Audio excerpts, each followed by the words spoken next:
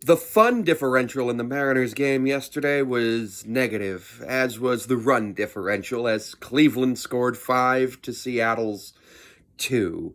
Seattle committed 2 errors, Cleveland committed 1, leading to the fun differential being worse, and Seattle only hit the ball twice.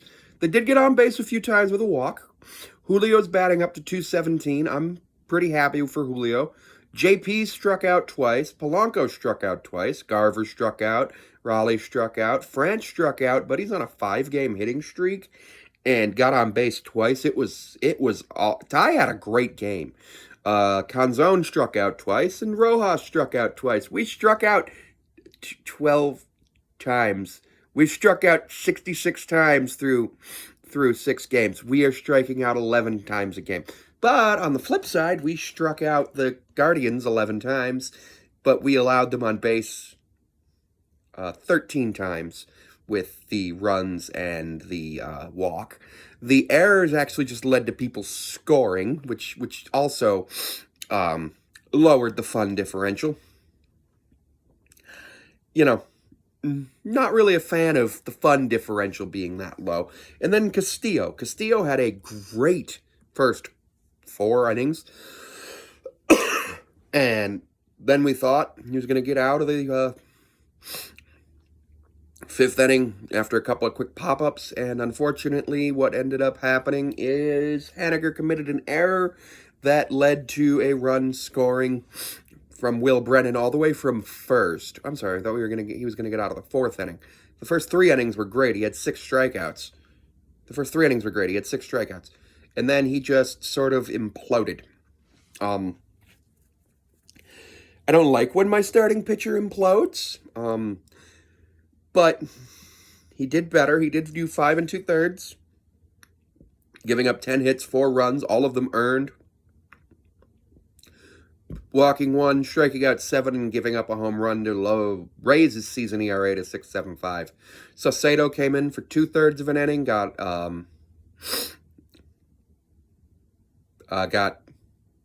gave up 2 more hits, and then our other 2 pitchers, Bolton and Snyder, in 2 2/3 innings, didn't give up any hits.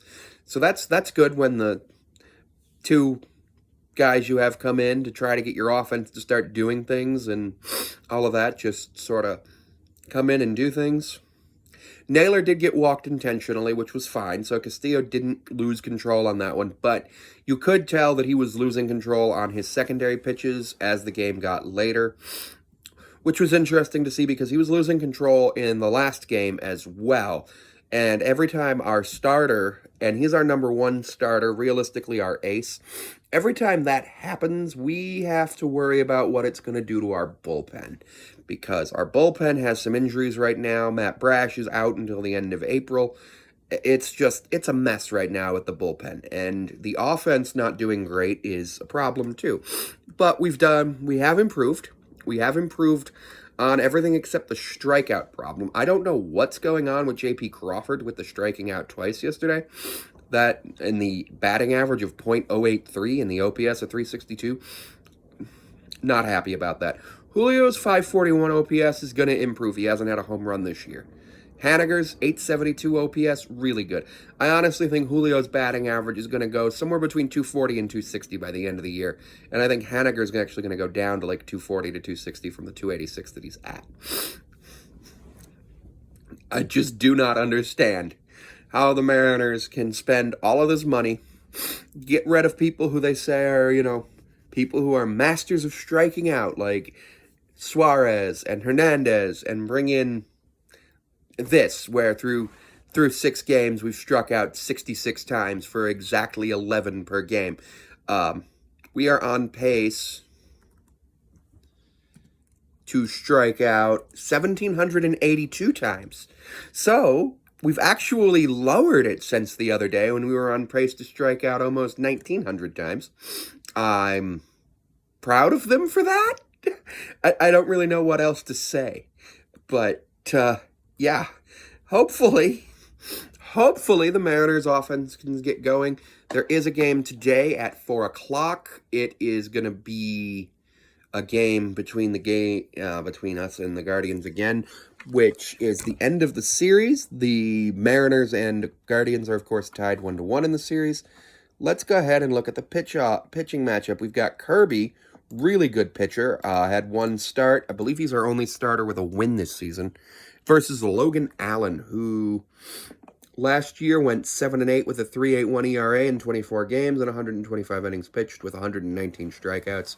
And this season is 1-0 through a game with 5 innings pitched, 3 strikeouts, a whip of 1.2, and a 5.4 ERA. His career ERA is 3.87 through 25 games, where he is 8-8 through 130 and a third innings with 122 strikeouts. So, not a large sample size. 2020 overall pick, 56 overall, out of Florida International. Interestingly, even though the Guardians is now the name of the Cleveland team, the draft page says draft 2020 Cleveland Indians round 2. I'm surprised by that. George, 1-0 with 0. Yeah, he was the 1-0 starter. Mariners have tomorrow off, and then a weekend series against Milwaukee. Not too worried about Milwaukee, but the Mariners are already 500 for the 3rd time this season. You can go 500 up to 81 times in a season, and it feels like this is going to be one of those seasons where the Mariners do that, unless the offense starts picking it up. I'm hoping JP can do something. It's a small sample size, but it's also been 6 games. It's worrying. It is a very, very worrying for him to not even be batting 100. And we've got 3 starters batting below the Mendoza line at this point. Whereas the Guardians have 1, and it's their catcher.